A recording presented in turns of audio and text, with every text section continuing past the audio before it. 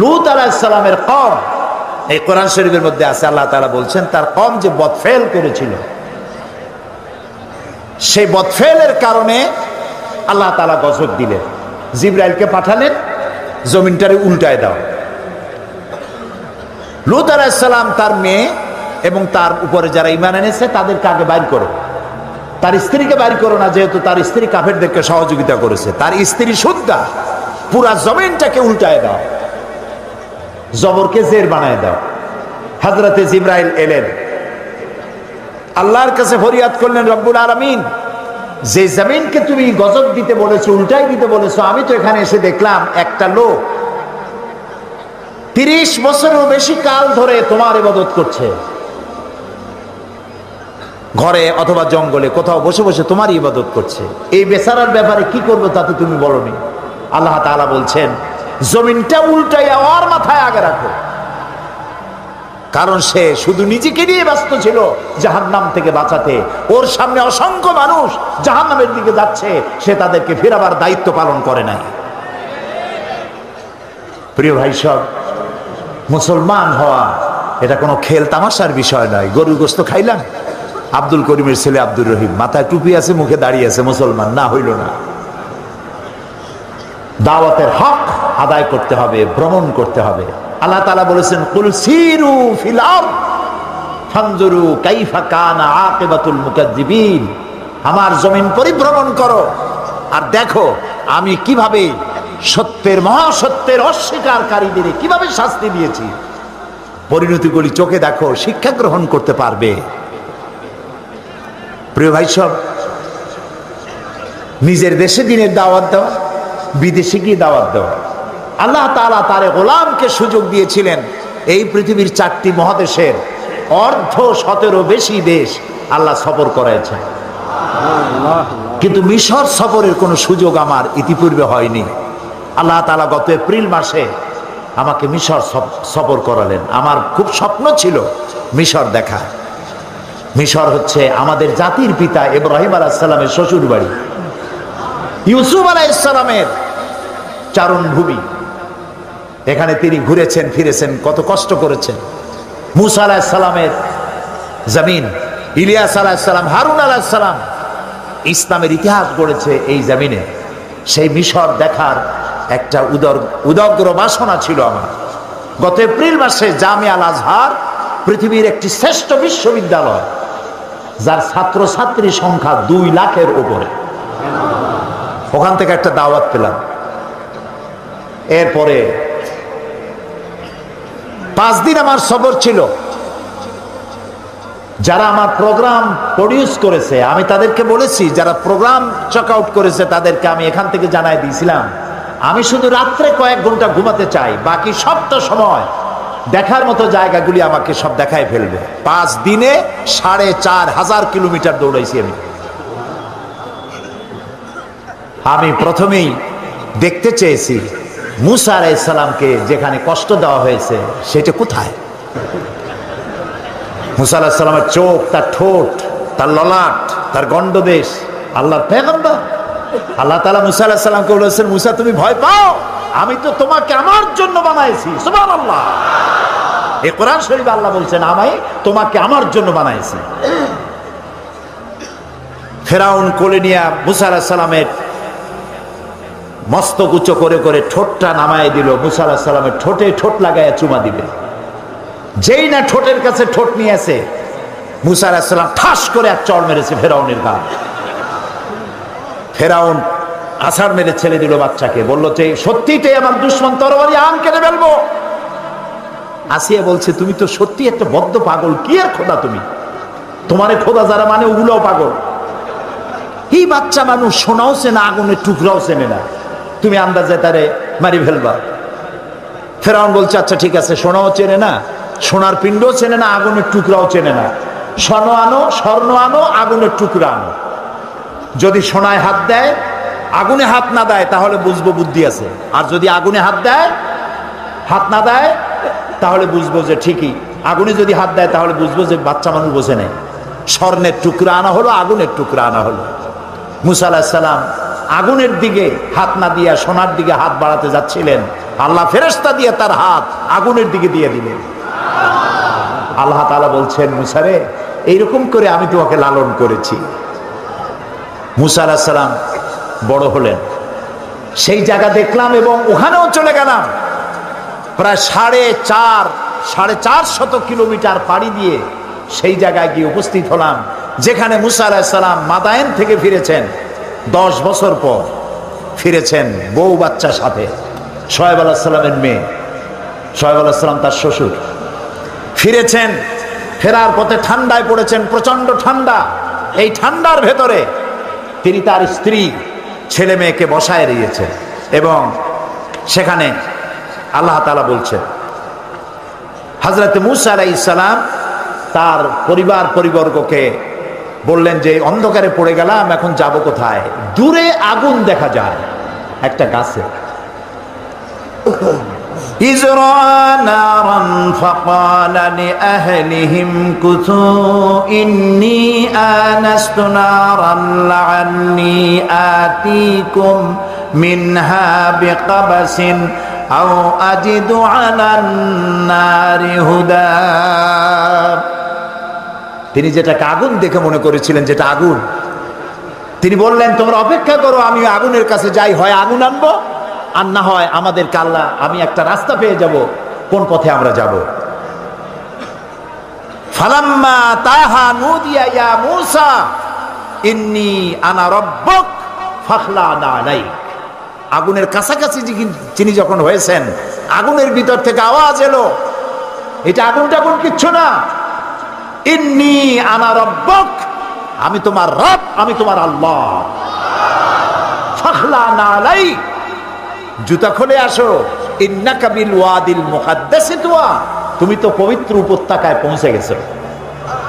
ওয়াদি আরবিতে বলা হয় ওয়াদি, বাংলায় বলা হয় উপত্যকা। দুই পাহাড়ের মাঝখানে সমতল জায়গাকে উপত্যকা বলা হয়।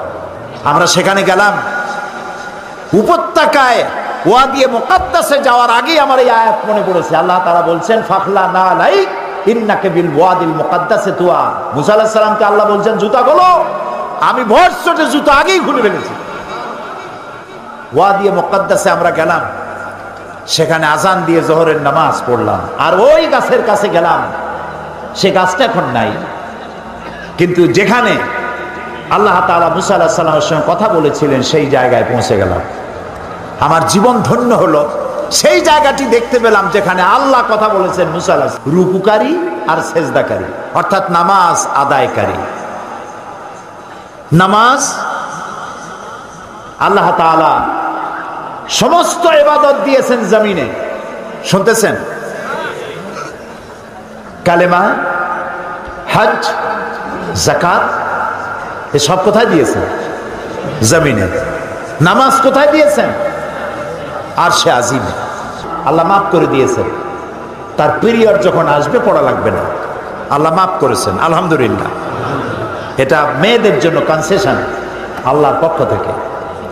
কিন্তু পুরুষ দুই অবস্থা, পাগল, বেহুশ, এই দুই অবস্থা ছাড়া পুরুষের জন্য নামাজ কোন অবস্থায় মাপ নাই।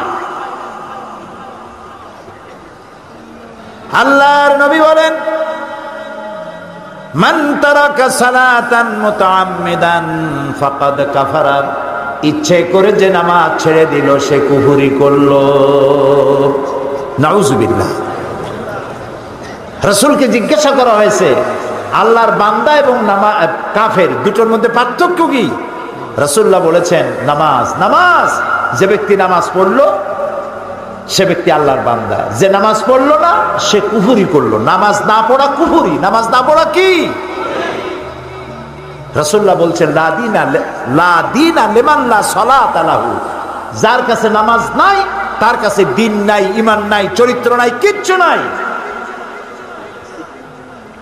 প্রিয় বগুড়াবাসী, প্রিয় উপস্থিতি, ভাই এবং বোনেরা, আল্লাহ নবী বলেছেন যে ব্যক্তি নামাজ আদায় করে না, ইচ্ছে করে নামাজ ছাড়ে, আল্লাহ এবং রাসূলের সাথে তার কোনো সম্পর্ক থাকে না। সমস্ত সম্পর্ক আল্লাহ কাট করে দেন। আল্লাহ তার দিকে রহমতের নজরে তাকান না। কিয়ামতের দিন আল্লাহ তাআলা রহমতের নজরে তাকাবেন তো নাই। প্রথম প্রশ্ন করবেন বান্দাকে নামাজের কথা। প্রথম প্রশ্ন কি হবে? নামাজ। আল্লাহ তাআলা বলবেন, এই কোরআন শরীফে আছে, আল্লাহ তাআলা বলবেন আমারে সেজদা দাও, হে হাসরবাসীরা আমারে সেজদা দাও। আল্লাহ তাআলা কোরআন শরীফ বলছেন শুধুমাত্র নামাজিরা সেজদা দিতে পারবে, আর কেউ সেজদা দিতে পারবে না। পার্থক্যটা তখনই ধরা।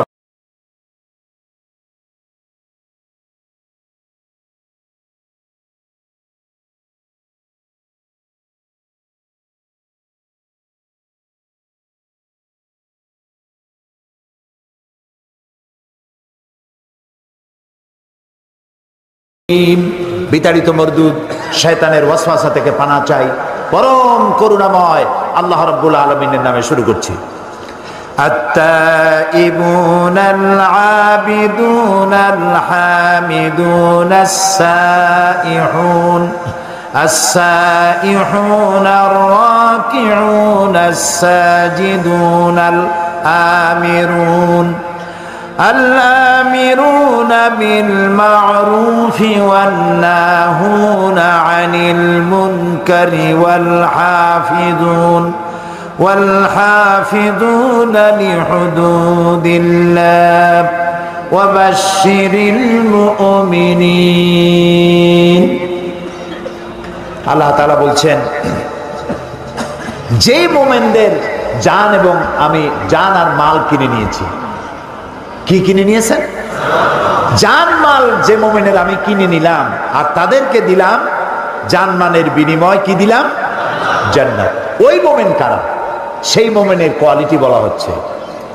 গতকাল বলেছি বারবার তওবাকারী, আল্লাহর ইবাদতকারী, আল্লাহর প্রশংসাকারী। চতুর্থ নম্বরে বলা হচ্ছে as-সাইহুন। as-সাইহুন কোন কোন মুফাসসির লিখেছেন এর অর্থ as-সাইমুন, রোজা পালনকারী। তো as-সাইমুন রোজা পালনকারী যদি আল্লাহ বলতে চান তাহলে as-সাইমুন বললেই হতো, কিন্তু অধিকাংশ মুফাসসিরিনে কেরাম বলেছেন as-সাইহুন শব্দের অর্থ হলো পরিভ্রমণকারী। আমরা পরিভ্রমণকারী অর্থই গ্রহণ করি।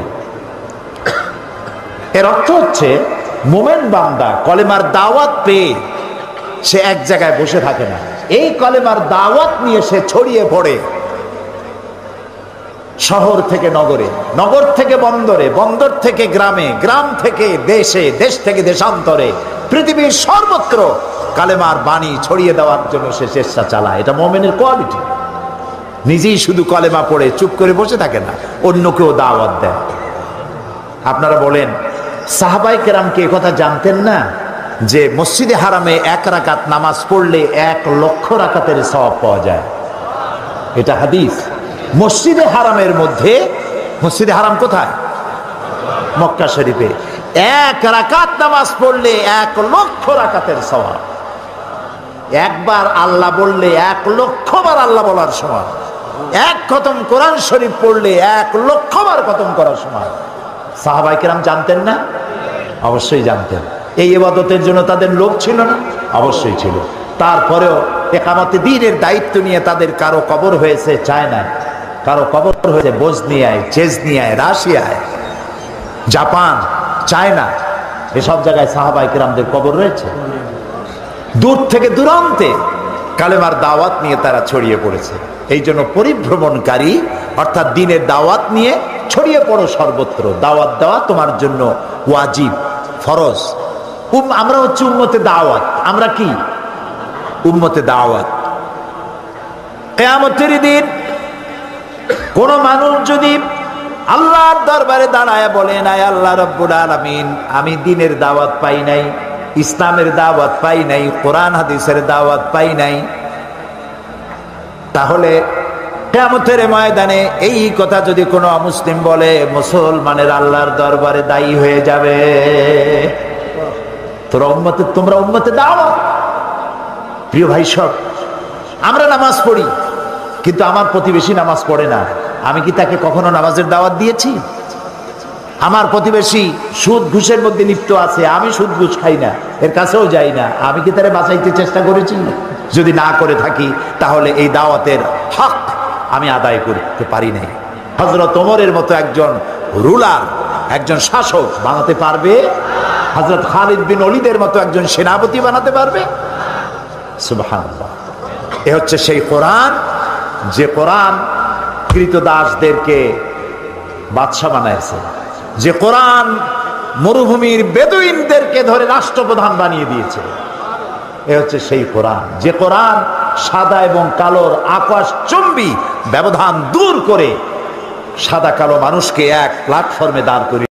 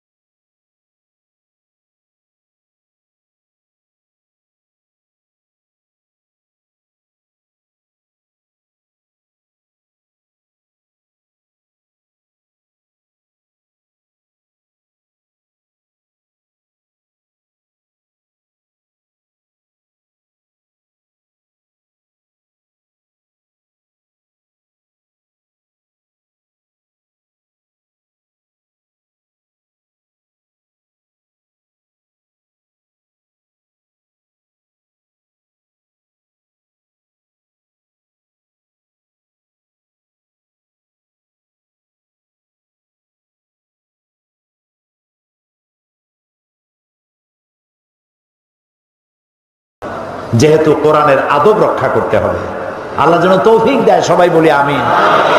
এখন বসার জায়গা নাই। যারা, আমি রাস্তা থেকে এসে দেখেছি গাড়ি আনা যায় না, চতুর্দিকে লোক আর লোক।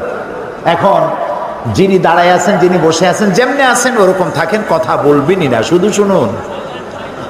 হতে পারে যেদিন আল্লাহ তাআলা কিয়ামতে বাহানা তালাশ করবেন বান্দা জান্নাতে দেওয়ার জন্য, কোরআনের মাহফিল শুনতে আসছি না আর কোরআন আমল করার শপথ নিয়েছিলাম, ইতিমধ্যে যদি মওত হয়ে যায়, আল্লাহ তাআলা নাজাতের এটাকে জরিয়া হিসাবে কবুল করে নিতে পারে।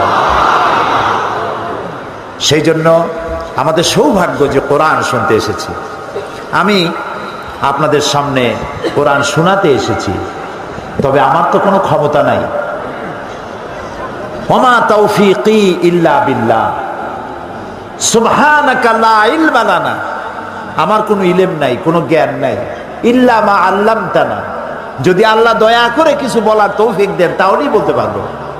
আপনারা দোয়া করুন, এই বিশাল জনসমুদ্র কোরআনের থেকে কথা শুনতে এসেছে, যা শুনলে আমাদের হেদায়েত নসিব হবে আল্লাহ যেন তাই আমাকে দিয়ে বলা।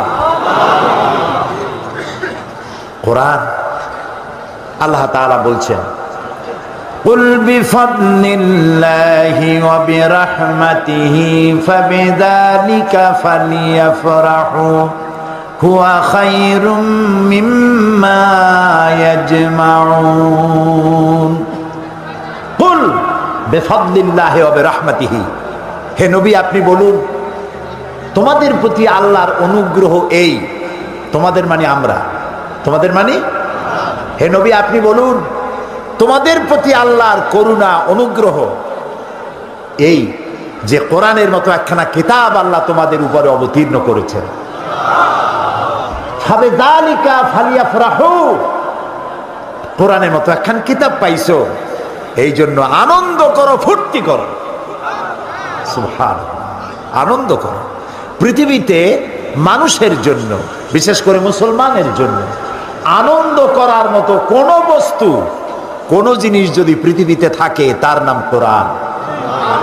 হুয়া খায়রুম মিম্মা ইয়াজমাউন।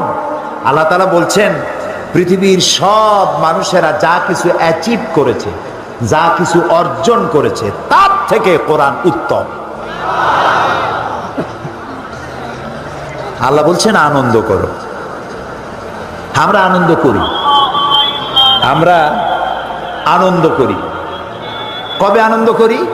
আনন্দ করি, আমাদের জাতি আনন্দ করে 16ই ডিসেম্বর বিজয় দিবস, 26শে মার্চ স্বাধীনতা দিবস, ইন্ডিয়া করে 15ই আগস্ট, পাকিস্তান করে 14ই আগস্ট, সৌদি আরব করে 23শে সেপ্টেম্বর।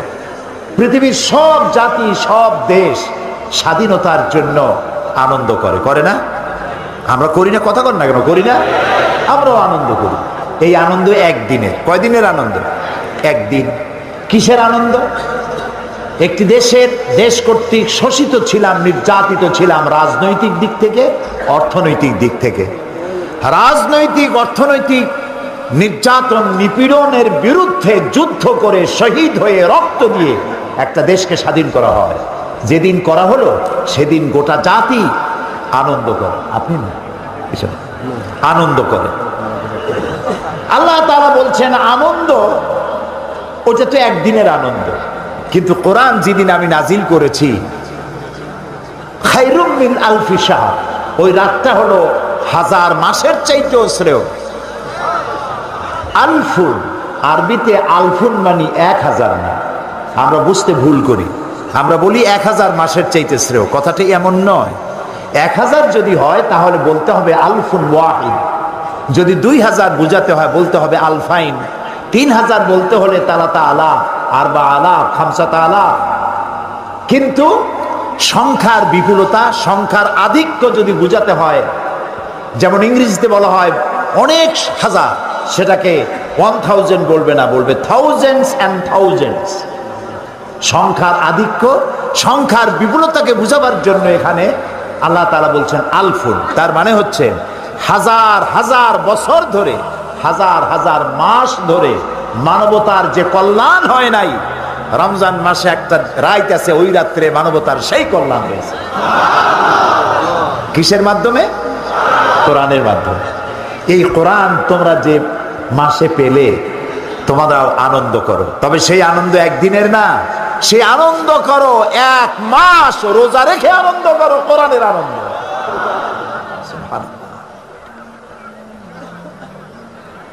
সেই কোরআন একটা মৃত্যুপ্রায় জাতিকে উদ্ধার করেছিল পৃথিবীতে। আজ দেখুন তো আমাদের কলেজ বিশ্ববিদ্যালয়গুলিতে কত সাবজেক্ট, 12টা 14টা 15টা 20টা সাবজেক্ট। এই সাবজেক্ট পড়ে কি তৈরি হচ্ছে আমি তা বলতে চাই না, কি তৈরি হচ্ছে আপনারা নিজেরা বুঝে নেন। কি তৈরি হচ্ছে? জাতি যা কামনা করে, জাতির কাঙ্ক্ষিত মানের প্রোডাকশন আমার দেশের কলেজ বিশ্ববিদ্যালয় দিতে পারছে, বাস এটাই যথেষ্ট। নবী করিম সাল্লাল্লাহু আলাইহি সাল্লামের একটা ইউনিভার্সিটি ছিল, সেটার নাম ছিল আল হেরা ইউনিভার্সিটি, বলতে পারেন আপনি। এটার চ্যান্সেলর হচ্ছেন আল্লাহ রাব্বুল আলামিন।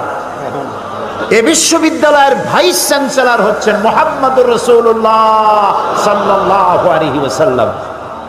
এর ছাত্র দেখেছেন? এই বিশ্ববিদ্যালয়ের ছাত্র আবু বকর, ওমর, উসমান, আলী, খাব্বাব, খুবাইব, আবু মুসা আশআরী, আমর ইবনুল আস, খালিদ বিন ওয়ালিদ, খাব্বাব, খুবাইব, আব্দুর রহমান বিন আউফ, আবু উবাইদা ইবনুল জাররাহ রিদওয়ানুল্লাহ তাআলা আলাইহিম আজমাইন। গোটা পৃথিবীর সব ইউনিভার্সিটি, সমস্ত কলেজ একত্রিত হয়ে হযরত আবু বকরের মতো একজন মানুষ বানাতে পারবে? কারা কাফের, কারা মুসলমান। নামাজ, নামাজ। আচ্ছা বলুন তো, শয়তান আল্লাহর কয়টা হুকুম লঙ্ঘন করেছিল বলেন? মাত্র একটি। 5 ওয়াক্ত নামাজের মধ্যে আল্লাহর হুকুম কয়টা, ফরজ কয়টা? 17টা। বলেন কয়টা? যে ব্যক্তি 24 ঘন্টায় 5 ওয়াক্ত নামাজকে ছেড়ে দিল, সে আল্লাহর কয়টা হুকুম নষ্ট করলো? শয়তান ওরে দেখে দূরের থেকে সেলুট মারে, বলে বাবা তুমি আমার থেকেও বড়, আমি মাত্র একটা হুকুম লঙ্ঘন করে শয়তান হয়ে গেছি, তুমি দৈনিক 17টা হুকুম ভঙ্গ করো, তুমি তো শয়তানের বাপ না, শয়তানের দাদা।